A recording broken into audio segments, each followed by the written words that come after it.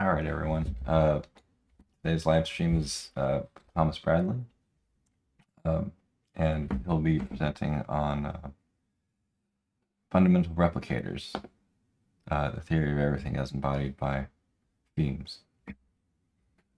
All right. Hello, guys. Hi, How are you Thomas. doing? Yeah, so I studied computational physics at the University of Edinburgh. During that time, I developed some intuition that evolutionary theory would be important for resolving the fine-tuning principle. In genetics, fine-tuning isn't a problem, despite the fact that we have billions of genes, very specific, and it seems to have an arbitrary form, but evolution explains that form. Then Universal Darwinism explains that evolution isn't a process that's confined to genetics. It also extends to mimetic theory and even the recent theory of temes, which is coined by Susan Blackmore, which means technological. The suffix "-eme" means replicator. So temes are replicators in digital information systems.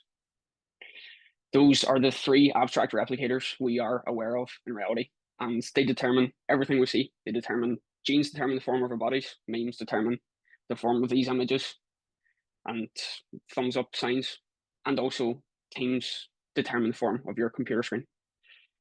So we understand from Universal Darwinism that our whole reality and the abstract objects that exist in our reality are resultant from interaction with replicators. In the 70s, Dawkins released the selfish gene, which shows that replicators are just selfish entities that will do whatever it takes to propagate through time and create replicants of themselves. We have the fine-tuning problem in physics. That's the problem of why the laws of physics have an extremely arbitrary form. These constants have very specific forms, but it appears fine-tuned for life. Why do the laws of physics have this form that we observe in our universe? I was aware a number of years ago that evolution appears to solve that problem, but reading around this area, for example, Lee Smolin came up with the concept of cosmological natural selection in the 80s.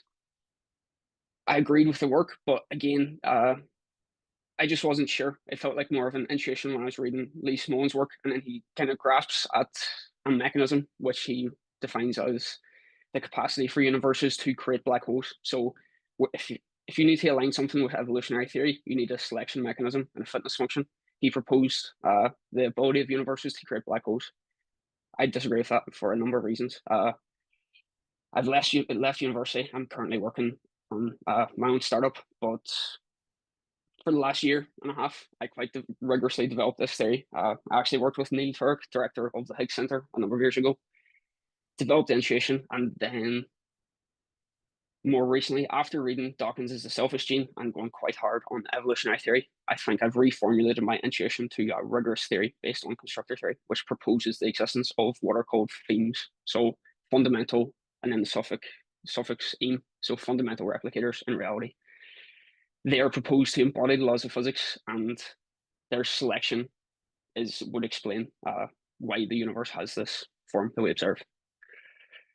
That's the intuition, but in order for anything to be in any way rigorous, you need to write a paper about it and learn a lot about it. So that's what we'll do today. Oh, sorry, I haven't shared my screen.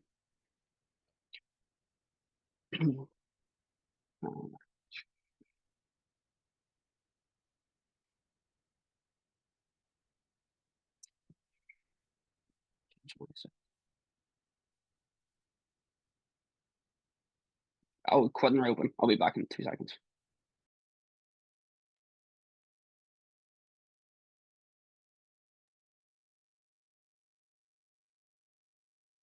Yeah, Tom's just getting his presentation up, so just 2 seconds here. It's gonna rejoin shortly. We have a comment in the chat from Christopher saying, "Wow, a team's reference." So it's gonna Work on that book. Hello, guys. I wonder what book he's referring to. Is there a specific book about teams that we can reference? Teams. I remember it was what was it? It's Susan Blackmore's Big Brain Hypothesis. That would be the book. Say She black talks brain or about teams. bug brain? Big brain hypothesis. That's it should be.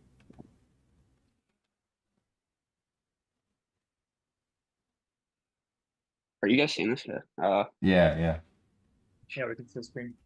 All right. Yeah. No, it's the meme machine. That's the book. The big brain hypothesis is a idea she presents in the meme machine, and then she talks about how the modern, the most recent replicators takes us start replicators in digital processing systems, and it makes complete sense. Like if you think about it, whenever you get a phone, your bits in your phone are capable of instantiating very specific objects, and they cause copies of themselves whenever you download it, copy and paste things. That's some abstract code that causes replicants of itself. Okay, cool. I'm just gonna Um, back a minute, but yeah, you're welcome to present and I'll be listening in. Thank you. Okay.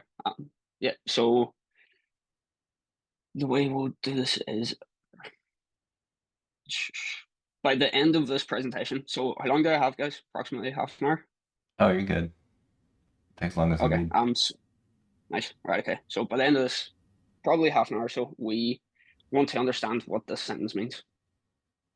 So, and because I'm with the Wolfram Institute, you guys have plenty of understanding about.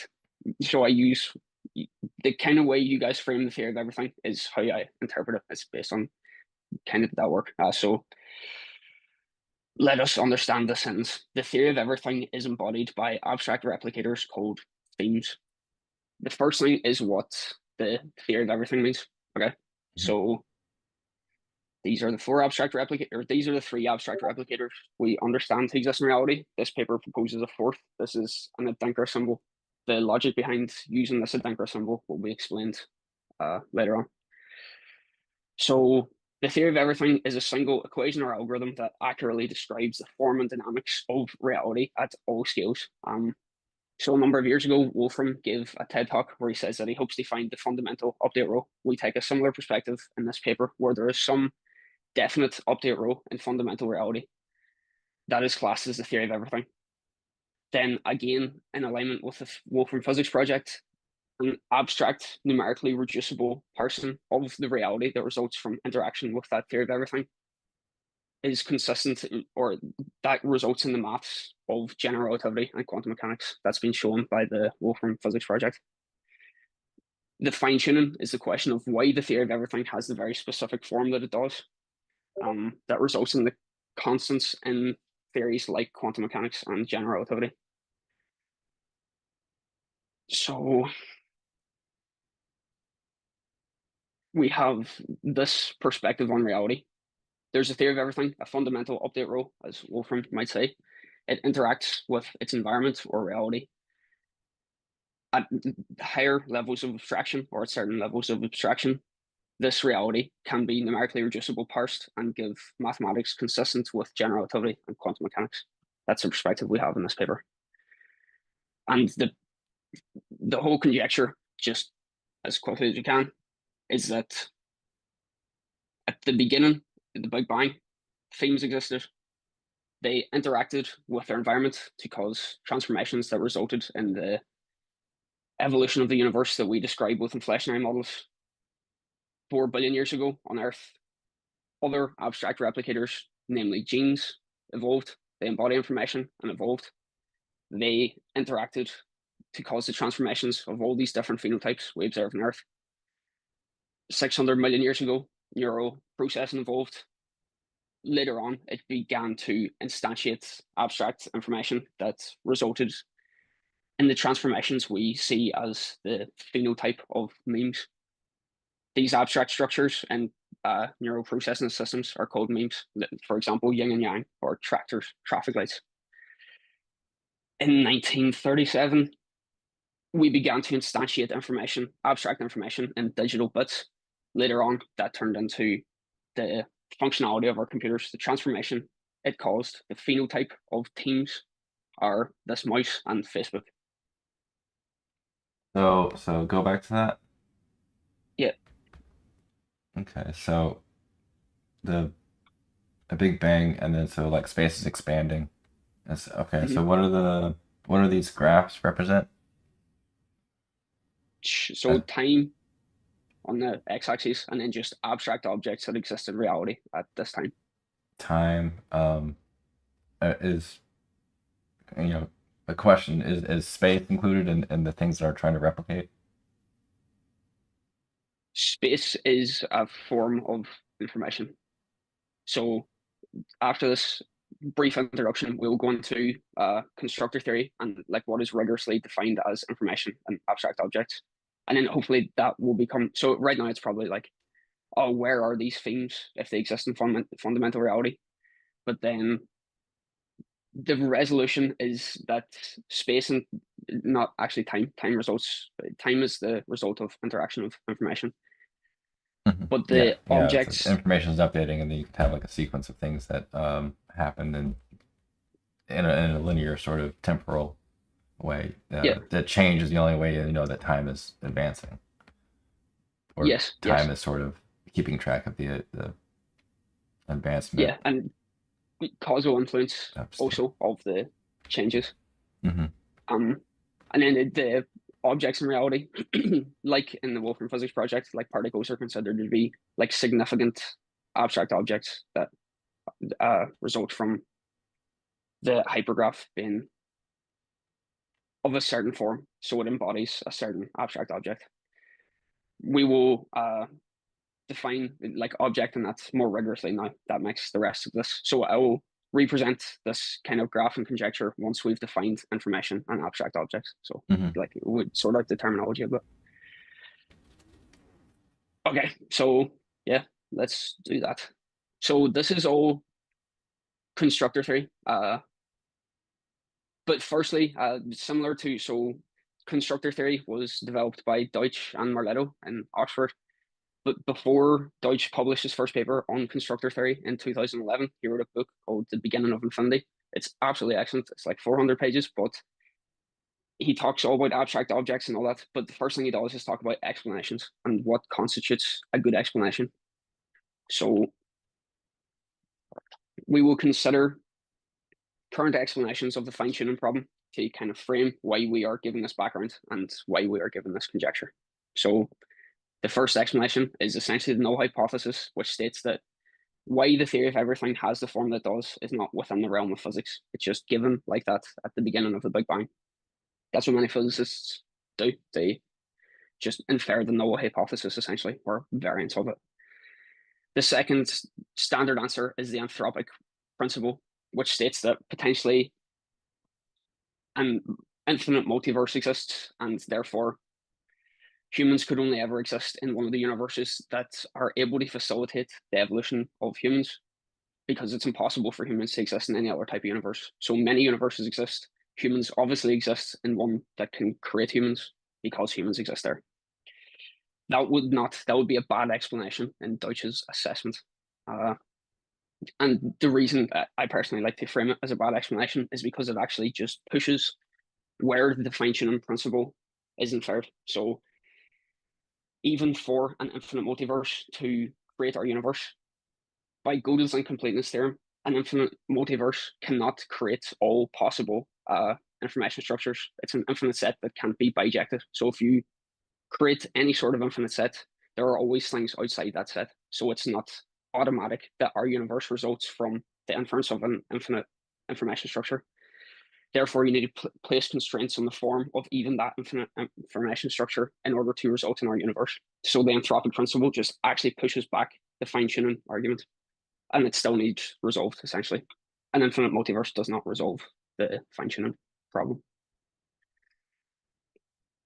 Then by Occam's razor, the explanation that is most likely to be correct is the one that has the fewest assumptions. So the null hypothesis and the anthropic principle both have many assumptions because they need to constrain the form of the universe or infinite multiverse, which requires many assumptions.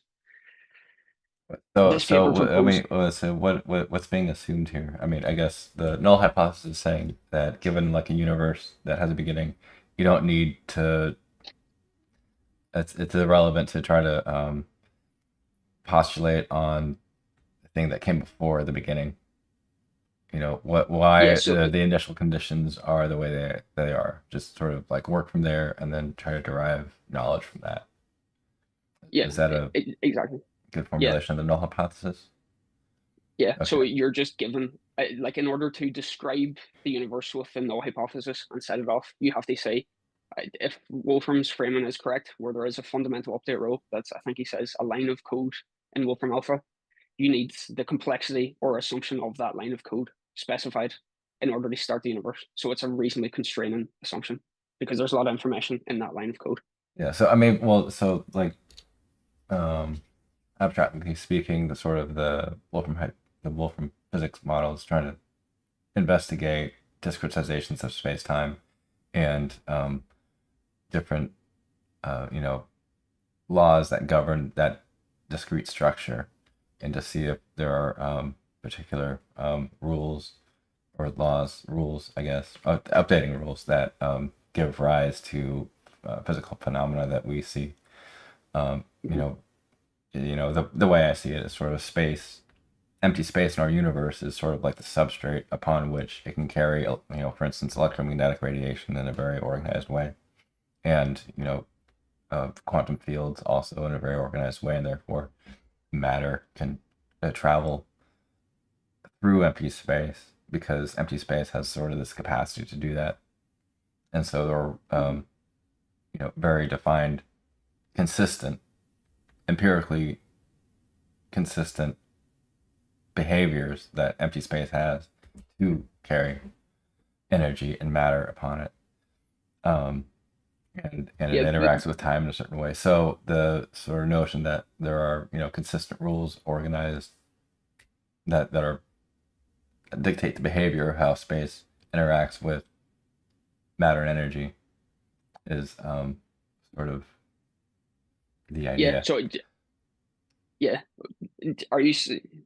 Is the idea of, so are you saying there are definite update rows in the Wolfram model? Like there needs to be definite rewrite rows in order to update the hypergraph? Right. That's the sort of notion, is like, what is space doing at a base, sort of like, how is the fabric organized? Fabric of space. Yeah. I have a question. Yeah. So are you using Gödel's incompleteness theorem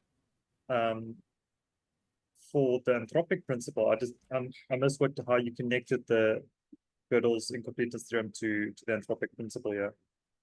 Yeah. Okay. So the point was that the anthropic principle says that you need an infinite or if you have an infinite multiverse, you automatically have our universe. So that's what the anthropic principle kind of infers. It kind of subtly states that. But if you understand Gödel's incompleteness theorem, you'll understand that even if you have an infinite set, there are information structures that are not defined within that set. There is always a set that cannot be bijected with any infinite set. Therefore, any infinite set that you define in a infinite multiverse doesn't automatically contain all information structures, and therefore our universe as a result. It's not a definite that even an infinite multiverse would embody every information state, because the set of possible information states cannot be bijected with any Okay. Yeah. infinite set.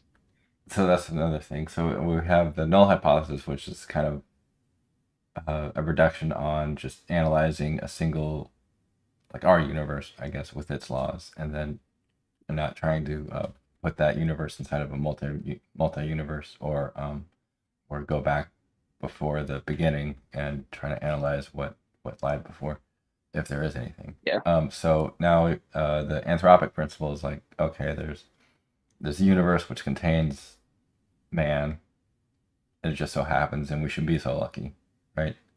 And then to say, like, well, we're not special, our place in the universe isn't special, and like our universe itself may not be special, that there could be an infinite set of universes, and we just happen to live in the one that is sufficient to contain us, to give rise to our particular brand of complexity.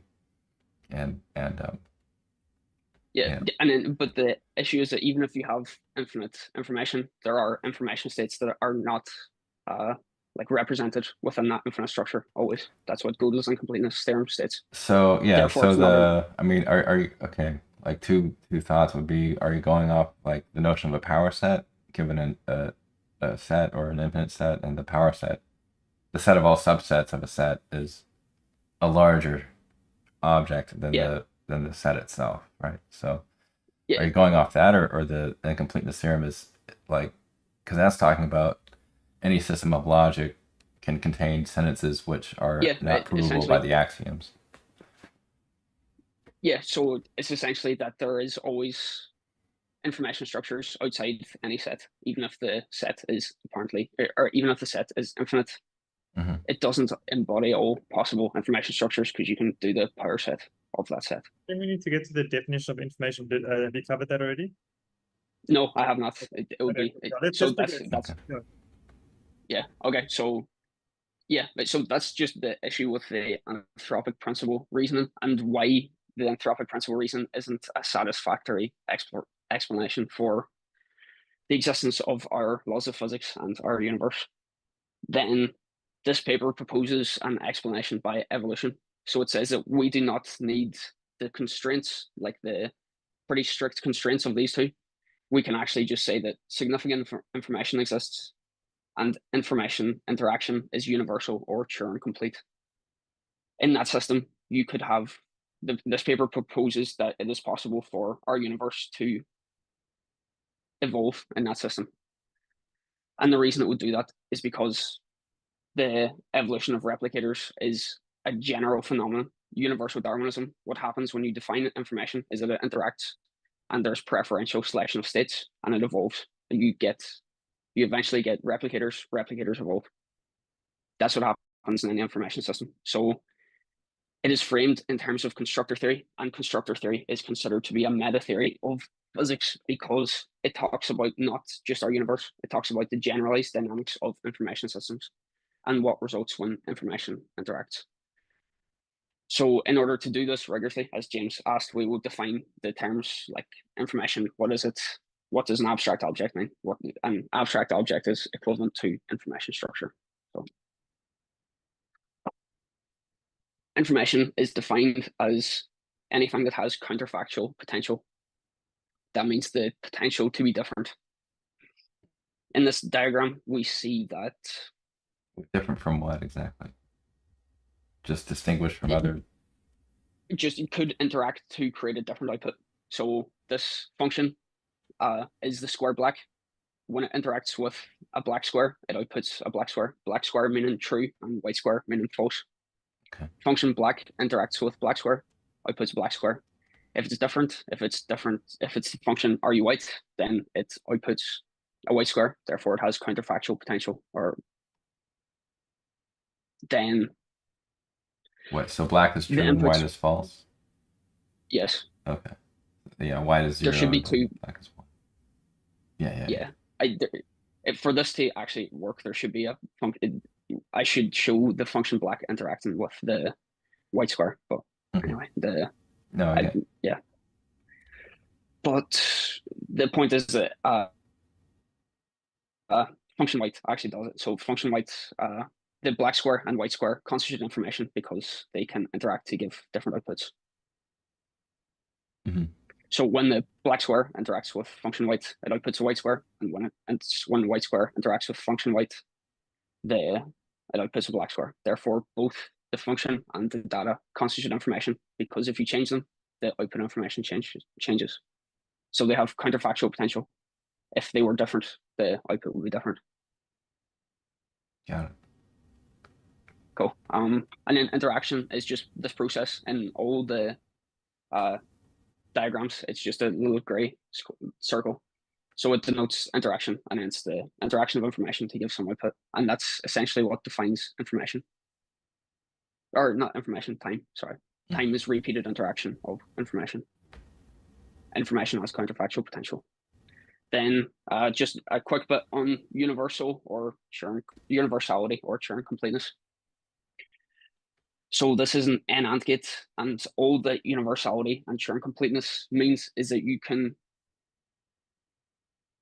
reorder the n-AND gates and put them together so that they can turn any, it's easier if I'm in person, but if you have any input set of black and white squares, you can reorder the n-AND gates to give any output set of black and white squares. The example here is that the n AND gate, so this is the all possible input outputs of the n AND gate, and this is the n AND gate itself. And then you can compose n AND gates to give an XOR gate, and you can compose XOR gates to give an n AND gate, and you can compose either of those because they're universal gates to give any output set of squares from any input set of squares. That's what defines universality or Turing completeness. That results in the concept of computational equivalence by Wolfram or interoperability by Deutsch. And it's just the fact that reality embodies, or reality is a universal, embodies universal operators. Therefore, we can create any computation in reality given sufficient memory and time. And we'll see throughout this that the Wolfram Physics project and Deutsch's constructor theory, Deutsch's and Marletto's constructor theory, use similar terms for the same concepts quite a lot because they're in very similar areas. They just appear to have came to similar conclusions from different backgrounds, which is interesting. So a system is where information repeatedly interacts. The example here is the black square repeatedly interaction with the function is the square white. So that constitutes a system. This is the these notations are equivalent. So this is just simplifying it down. So there are 4 interactions of this information structure to output this structure. Structure is some finite information and it exists at some point in time. And the environment is the system that some information structure interacts with. The example, the square is the environment of the function. The function is the environment of the square in some sense.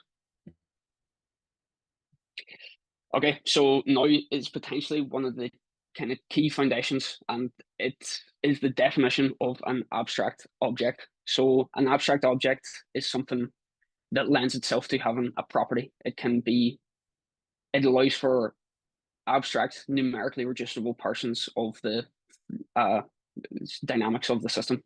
The example here is the glider interacting with the function game of life. So the glider interacts with the update. Each square is updated by the function game of life rows, and it propagates. The reason the glider constitutes an abstract object is because you can understand the system and its dynamics at a higher level of abstraction. You can say that there is an object that has the property that it moves square root 2 grid cells every 4 iterations. That's why the glider is an abstract object. So it has, yeah. That leads to the terms numerically reducible by Wolfram and tractable by Deutsch. It refers to the fact that you can analyze information systems at higher levels of abstraction, and it's a meaningful, valuable thing to do. It accurately predicts the dynamics of the system. Right. I guess computational reducibility in this case, or numerical reducibility. Yeah, it's just a name there. But yeah, so you have this higher order concept encapsulating this object, and you can see a pattern of its behavior. Yeah, there are properties there that are simpler than the fundamental update rows. So, like applying the fundamental update rows of the function game of life to 6x6 grid is like a computationally intensive process. Right. It takes you have to look at each cell, and you have to update 5 times all these cells. You have to do on the order of 100 cell updates before you get this whole grid of things, like propagating this one thing one notch in the diagonal direction. Right. So you can, as long as you have so you can reduce that to one meta computation. You just say this thing updates, it glides over a certain amount of time. But it's interesting that you said meta computation there, because the whole idea is that abstract numerically reducible portions of information systems is a very valid way to understand the dynamics. It's just as correct. It's Deutsch talks as what is it's no less accurate. Yeah. In the case of something like calculus, we have these rules for integrating or differentiating polynomials. It's there's this whole story about taking a limit as this delta goes to 0, and what pops out at the end is you can just take x squared and its derivative is 2x. So it's not, you don't have to do the limit every time. You can take this computationally reduced operation. Yeah. Okay. Yeah, so let's keep going. Yeah, so that leads us actually quite naturally to the concept of knowledge, because we've encountered a structure that actually constitutes knowledge, and that structure is the glider. So knowledge is defined as any structure that tends to remain in an environment once it is instantiated. Mhm. So once you instantiate a glider, and if these grid cells overlap, you'll just keep this glider in this system. Therefore, it constitutes knowledge. But the really important thing about knowledge is that it is parochial and fallible. That means that there are an infinite set of structures that any knowledge can interact with, and on an infinite subset of those potential structures that it interacts with, it'll fail to propagate any knowledge, parochial and fallible. So parochial means local, fallible means it can fail. The example being that when the glider interacts with an eater, it fails to propagate. When you vary the update rows, it similarly fails to propagate. Other properties of knowledge, it is hard to vary and hard to come by. If you run any of these structures, so on a empty grid on the game of life, they will propagate, but that's only 9 out of 512 possible like combinatorial possibilities of what could be instantiated in that 3x3 grid. The rest of them will fail to propagate. So knowledge is hard to vary and hard to come by. That's defined by Deutsch also. And then it kind of leads nicely. So this is something I haven't I kind of came up with this, but it's just a connection that I think is very logical. Fallibility isn't expressed in computer science by the no free lunch theorem, which states that no algorithm is universally superior across the space of all possible problems. And then I'm saying that that is essentially just restating the concept of fallibility, which is that any knowledge fails to propagate upon some information, upon interaction with an infinite set of possible information structures. And then That a proof or a theorem? Sorry, that no algorithm is universally. it's a proof. Yeah, it's been proven, I think, by a guy David something. Yeah, if we can look it up after or whatever. Yeah, it's okay. the no Thanks free for lunch doing there, but it's like, yeah. Okay, so then Deutsch, the final thing from his kind of work that he loves to talk about is that problems are inevitable and soluble. He kind of states those differently, but they are essentially just the statement that for any information structure, if you explore reality, reality always generates novelty, and therefore reality explores the space of infinite information structures. Therefore, if you stay in reality, you will inevitably encounter a problem, and a problem is something that can destroy you. And then problems are soluble in that any problem is itself a finite, fallible information structure, and therefore you can evolve the knowledge to overcome that finite, fallible information structure that is causing you the problem. So yeah, that's the principle of optimism, Deutsch calls it. So a problem is parochially defined with respect to some knowledge as any structure that will destroy that knowledge and mean it will not remain in the environment. So they are the properties of knowledge. And then this is the basis for constructor theory by, as we said. So a constructor is something that embodies knowledge that allow it to remain after some interaction. The example being platinum interacts here and remains the exact same after it caused itself to exist in the output. Therefore, it embodies knowledge. Interesting to note, and it is relevant later on, the function game of life is not knowledge until you include the actual processing system it is instantiated by. So the computer architecture causes the function game of life to be stored and reapplied, but it is not actually knowledge in the grid itself. You need all this in order for the function of game of life to propagate through time. And then that kind of leads us to, where do the laws of physics come from? Why do the laws of physics exist and propagate through time? The point is that they're not like the function game of life simulation theory is proposed not to be correct. The reason that they propagate is because they're replicators. And as we will see, replicators are like this. They interact and cause themselves to remain in the environment. Therefore, they don't need a computer architecture behind them to cause them to propagate through time. They exist in the environment and cause themselves to be propagated and replicate in that environment. Okay, so properties of constructors, they have all the properties of knowledge, and there are possible and impossible transformations for any constructor. An example being, and that is the basis for the reasoning behind perpetual motion or alchemy being impossible. No constructor can cause this transformation. It can't give energy and then return to the same form. That's an impossible transformation. And that's why perpetual motion alchemy are not possible in reality, because constructors in reality can't give information and then retain to the same form, or give energy and return to the same form. Okay, so now we understand replicators. A subset of replicators, or a subset of constructors, sorry, constitute replicators. Replicators are constructors that can cause a copy of themselves to be created in their environment. The example being where this object interacts with high life. After 12 iterations, it causes these 2 copies of itself. After another 24 iterations, it causes another 2 copies of itself to exist. Therefore, this object is not just a constructor because it remains in the environment. It is also a replicator because it causes copies of itself to exist in the environment also. So a constructor is something which is persistent, and a replicator is something which is makes copies of itself. Yes. So I mean, a so replicator it's like is a constructor that creates copies of itself. Yeah. As additional, like it keeps itself sort of, and then it can also spawn more. Yeah. Copies. Exactly. Okay.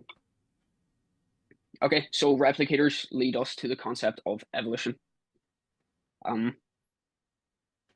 remember, all this is framed through the fact that these are generalized properties of information structures. It's not just confined to genetic evolution, but our example is genetic evolution. So nucleotide bases are information structures that can cause replicants of themselves. They are selected by their environment, and that causes evolution. Repeated cycles of imperfect copying and selection of information results in evolution of replicators.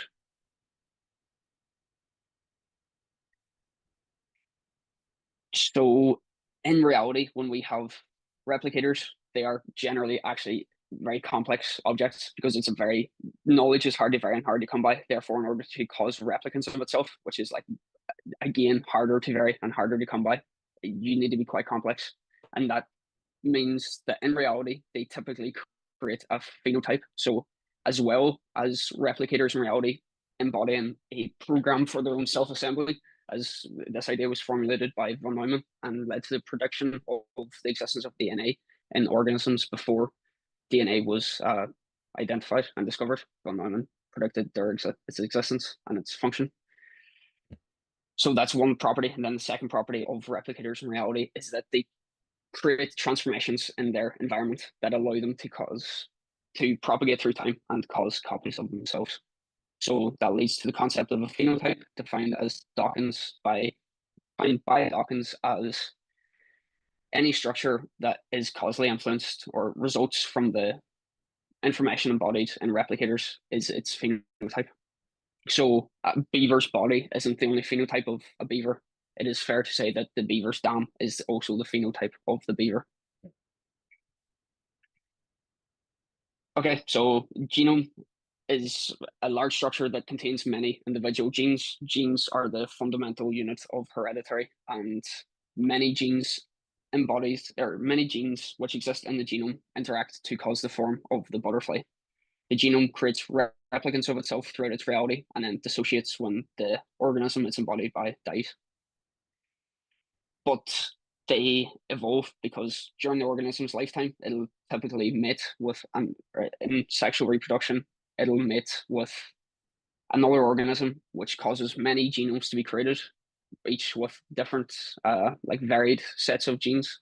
And then those varied sets of genes will again be selected by their environment. So in this example, the environment selects for a darker colored butterfly. So while neither of the parents are dark the whole way through, the pupa is a dark pupa and butterfly is selected by the environment. So we just understand how genetic evolution happens through this diagram. Universal Darwinism is the concept that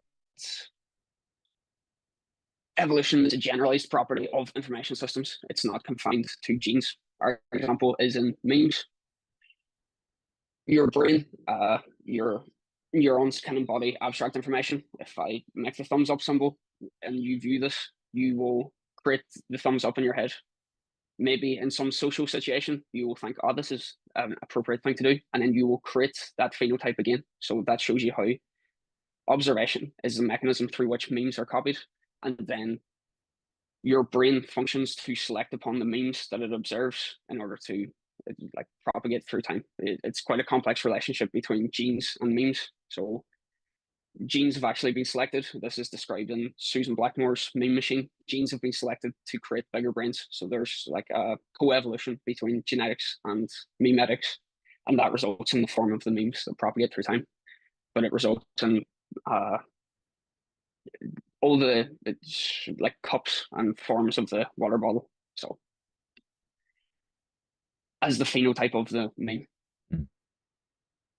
Temes are abstract information structures embodied in silicon processing or digital processing systems, and they interact to cause the transformations of your iPhone. So the booting up of your iPhone is caused by replicating information structures that have been replicated through software updates, etc.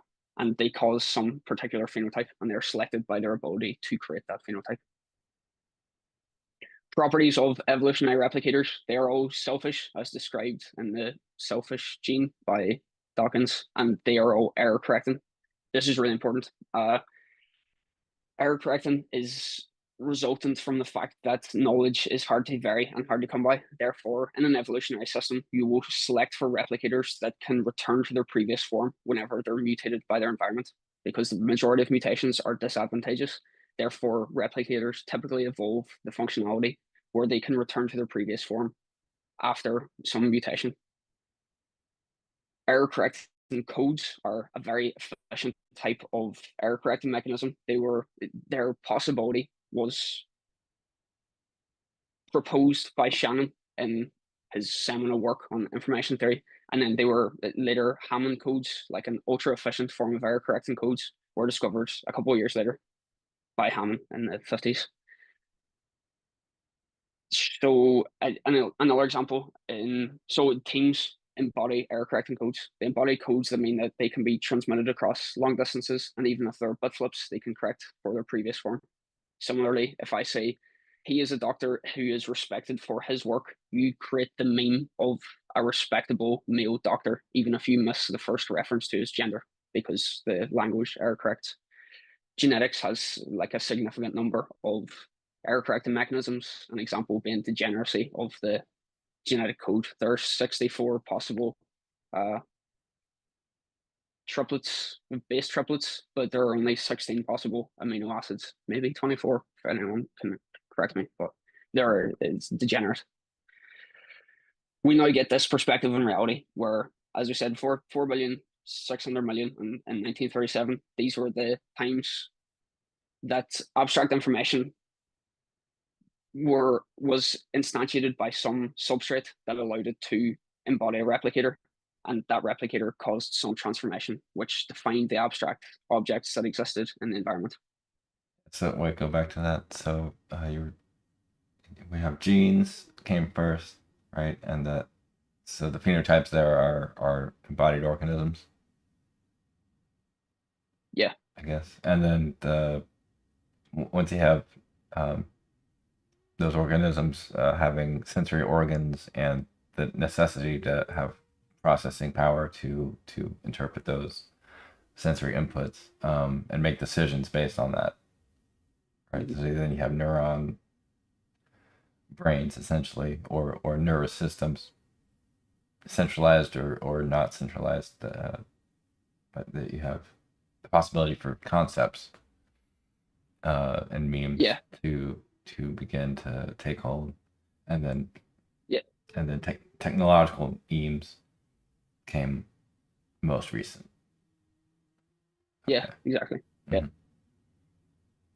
So And the that conjecture. okay, yeah. So here's, I mean, our team's technology replication. So does that incorporate like simple machines, like going back before uh, digital computers, for They instance, would. So imagine. Yeah. So like like imagine the spheres, first email. or hunting techniques? No, I feel like Susan Blackmore doesn't define it very rigorously, potentially, but the way it's defined here is digital information systems. That's Okay. what technological means. Because like the sword is it's a meme. It's the phenotype of the abstract object embodied in neural processing that causes a blacksmith or whatever to make the sword. So it's a meme. It's the phenotype of the meme, even though it's technology. It's a kind of difficulty with the name, but here I've interpreted Susan Blackmore's work as saying that teams are actually the replicators instantiated by digital information systems. Alrighty. Got it. Got it. Okay. So it's the the replicators Now, instantiated in circuitry, digital systems. yeah, but yeah. And then so now we have the sufficient background to present the conjecture again. So again, if information exists and interaction is universal or Turing complete, we propose that this form of a system would result in the evolution of fundamental replicators. So the point is that before the Big Bang, we don't have a clue what that information system looked like. It's a mystery. Who knows what it looked like? But the principles we take from constructor theory are that regardless of what that information system looked like, the general property of information systems is that evolution through time results in replicators.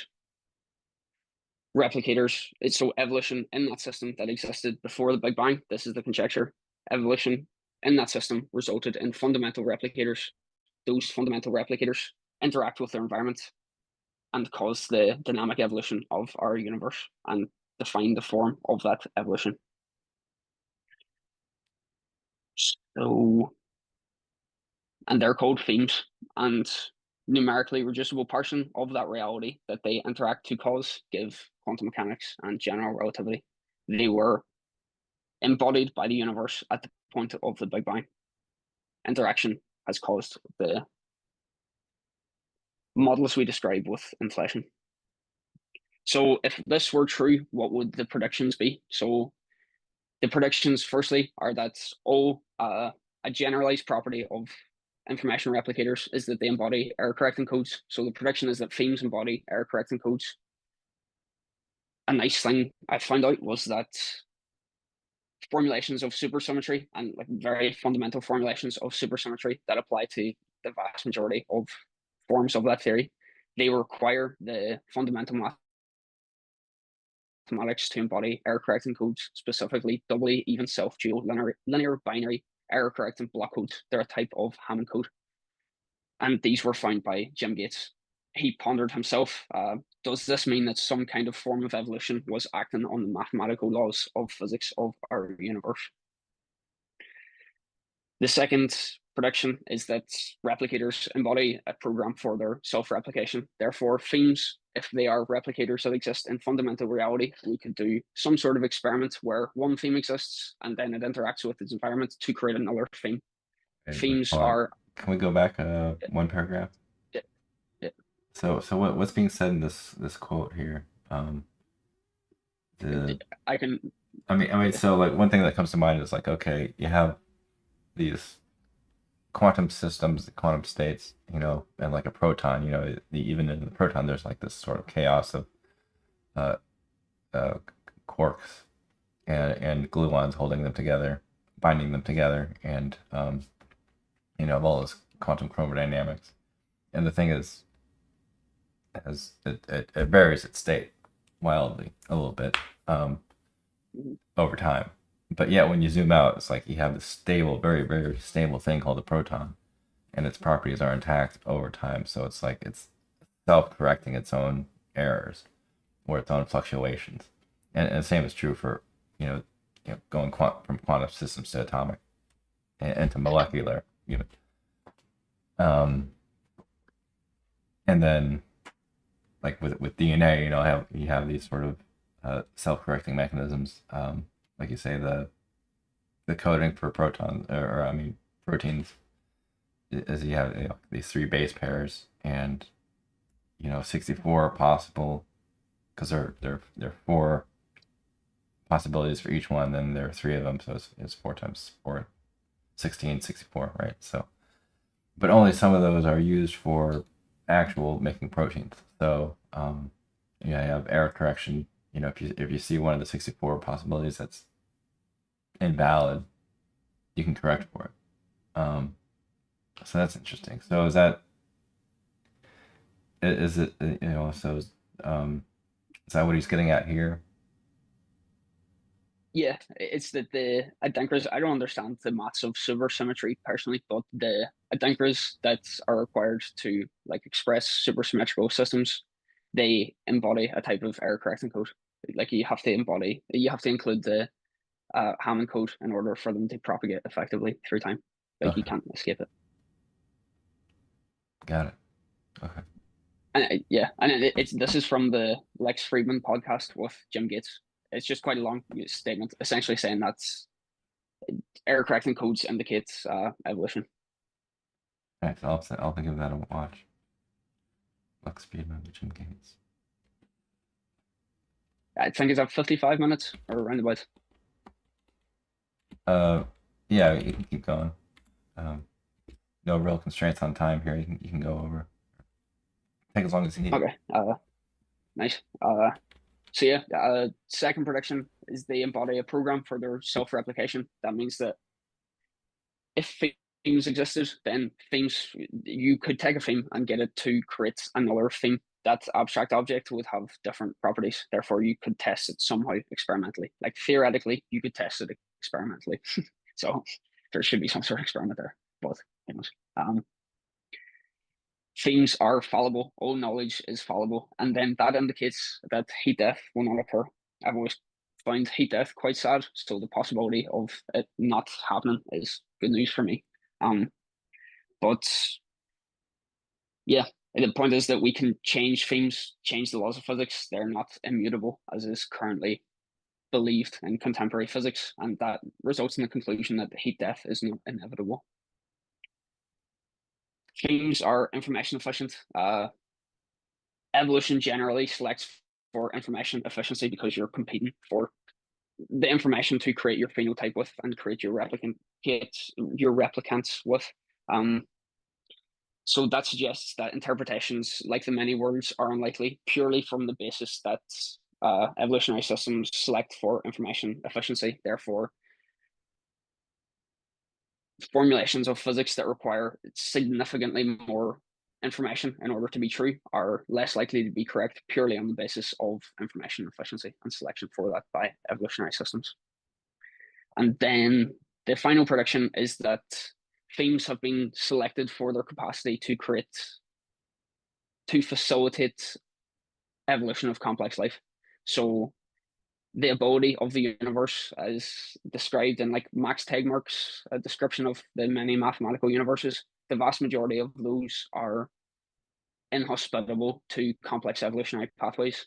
Therefore, the capacity for our universe to facilitate complex evolutionary pathways is a property that is hard to vary and hard to come by.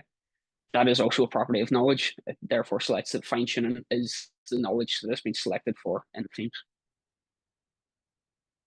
Then, yeah, that's the conjecture. Further research, I want to write a paper on entropy and how this relates to entropy, and then consciousness and more about the relationship between mimetic and genetic evolution and how that influences the hard problem of consciousness. But yeah, this is our final perspective. Thanks very much for listening. Very cool. Nice. That's really interesting stuff. Yeah, thanks for the presentation.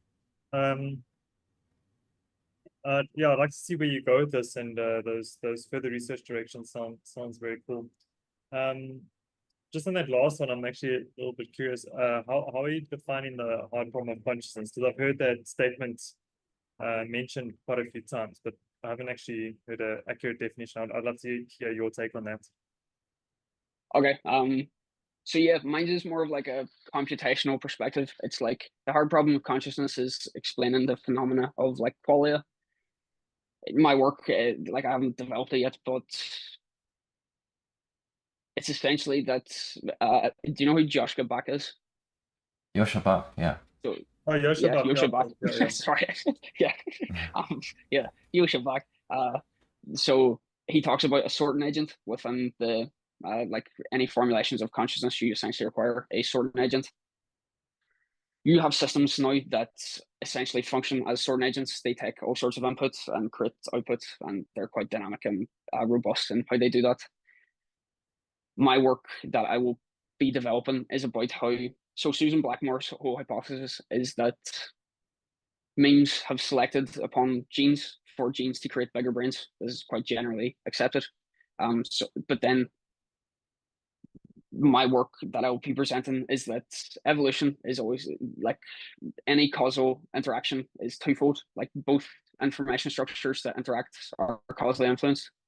Therefore, whenever memes and genes interact, it's not just selection of memes don't only select on genes, genes select on memes. And then genes that are better at selecting for memes that facilitate the evolution of genes will propagate through time. So therefore, the natural logical extension of that is that genes must develop a neural architecture that allows preferential propagation of memes that allow for propagation of genes as well. So genes are essentially selected through time that create neural architectures that can effectively select on memes. If you take Joshua Bach's concept of the sorting agent and like the Neanderthals and all different organisms back through time, there's a sorting agent and it interacts with some sort of emotional system that states, here's a very basic template for what success is. It looks like climbing a dominance hierarchy and mating and things like that. So then you have a brain architecture that has a sorting agent that has an understanding of its environment, but it also has a thing for assessing the value of its behavior in its environment. My point is that gene and genetic evolution was hijacked so that that system that rates reality was extended to how effectively memes propagate. So essentially humans evolved the capacity to judge the effectiveness of memes on genetic evolution. And that's why, so you have a conscious experience because you have like a rating of how successful you are in your environment. And that rating system must be very robust to any environment that you encounter.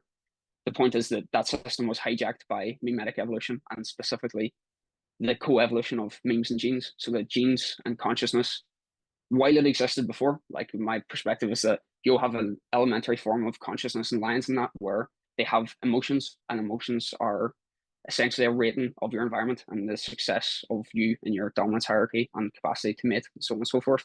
That system is what was hijacked whenever you had mimetic and genetic co-evolution. And that's why human consciousness assumed the form that we experience. Okay, that's an interesting description. And the actual hard problem itself, like, is there wording for that, the problem statement itself, that you can maybe explain to us? Yeah.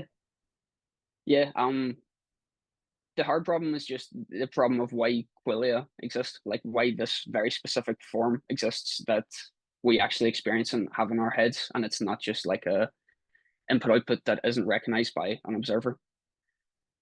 Like we have a observer experience, and why that experience exists is like questioned. The hard problem is why would we have that experience? Why wouldn't we just have a simple system that doesn't have like a active experience of reality? And why that exists. And then the point is that it exists because you require a brain architecture that has a sorting agent that sorts through your reality and maps it onto some like a rating system. And that's where your emotions and that come from. So that's why you need an active sorting agent. And the reason that there's so much complexity in our experience is because of that mimetic co-evolution, where you had to require a neural architecture that could very effectively select on like really, really complex environments. As it's why does qualia exist? Interesting, yeah, because I think also the person who came up with who coined the term hard problem also mentioned something about the physical instantiation of it. So if you look at biology and actual neuron firings and all that kind of stuff, there's a certain systematic understanding, or like a formulation you can put towards that. But the formulation and actually looking at the biology doesn't give you the experience. So the experience is something that we have, as conscious people, and we can talk about it, but how it maps to like physically what you're looking at when you're trying to look inside somebody's like actual brain, that those things are, that connection is what some people explain as a hard problem. Is that another accurate way of describing it? Yeah, but it would be kind of different, because the point is that if you had the right level of abstraction that you were imitating that physical system with, you would get the qualia. So it's like qualia doesn't exist if you look at neurons, because it doesn't make sense, because the neuron isn't like the abstract processing that's happening. The neuron is just firing bits of information. But if you could accurately refire and have that exact same information processing in like artificial systems, like digital bits, because the abstract objects would be the exact same, if they're mapped 1-to-1, you would reform the qualia. Like, it's a definite that you could instantiate a system that has qualia in abstract, like artificial processing systems, because it's a computation that happens, and due to computational equivalence, it's a computation that happens with universal operators, therefore can be imitated in another system with other universal operators, such as transistors. Oh, sounds like So that hypothesis is saying that transistor-based architectures can it's a have observer consequence. experience of qualia, I guess. If it's a definite consequence of numerical equivalence. Mm-hmm. Or computational equivalence. Like, if you accept computational equivalence, you have to accept that the exact same information instantiated in a different substrate that is defined with the same properties would have the exact same result. Mm-hmm. Interesting. Cool. Yeah, I look forward to that next one. Go. There's just a couple of comments here. It says, for what it's worth, in Christopher's terms, an equilateral triangle is a theme, but a circle is not. All the Platonic solids are also probably thematic in some n spaces. And then we have a regular visitor whose name is actually the memes of destruction, saying fascinating stuff. So yeah, we really enjoyed the chat. Thanks for that. Perfect. Thank you. Cool. Okay. Right. Yeah, Dugan, I think we have another live stream or two lined up for the week. So we'll definitely announce that on the announcements channel of the Discord. Anyone who was in the chat today, if you can join our Discord, there's actually a link on our YouTube channel. Just join the Discord and you can share some of the references there that we were chatting about. So we'd love to continue the conversation there. Great. All right. Great. Thanks you, very much for your time, guys. Appreciate it. Uh-huh. Bye.